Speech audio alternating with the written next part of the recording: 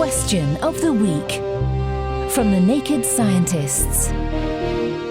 Hello and welcome to Question of the Week. I'm James Titko. Today's question comes in from...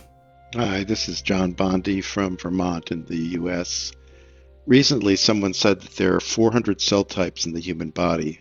How are these cell types different at the genetic level? Thank you. Thanks, John. All cells in the human body, in fact, contain essentially the same genome. That is, every cell starts with the same set of genetic instructions written in the DNA sequence. So how is it that a liver cell learns to do something completely different from a nerve cell? Well, it comes down to which specific pattern of genes in each cell are turned on. This is called gene expression and is controlled by special proteins called transcription factors. Imagine the genome as a giant cookbook. Each gene is a recipe, and transcription factors are the chefs choosing which recipes are required for that particular cell type. So how many individual cell types are there? Well, an ongoing international project set up here in Cambridge, the Human Cell Atlas, is attempting to identify and map every cell in the human body. Here's Sarah Teichmann, founder of the project, speaking to the eLife podcast. So it's really thanks to high resolution and high throughput technologies that have been evolving over the past 5 to 10 years that we can now see cells in terms of their entire genomes, transcriptomes, at the level of sort of tens and hundreds of thousands of cells at a time. And so what I'm talking about in a nutshell is the resolution revolution in genomics.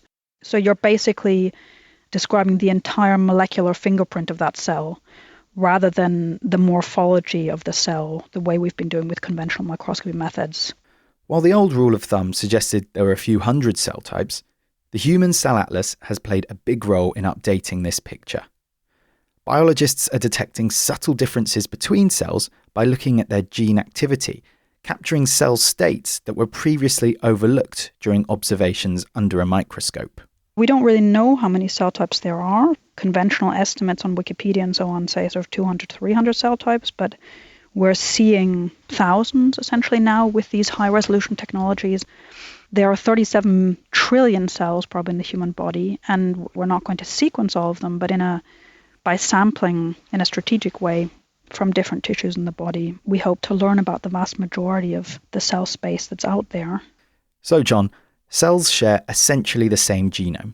What gives each cell its unique role is the specific pattern of genes switched on inside it, directed by those molecular chefs, the transcription factors.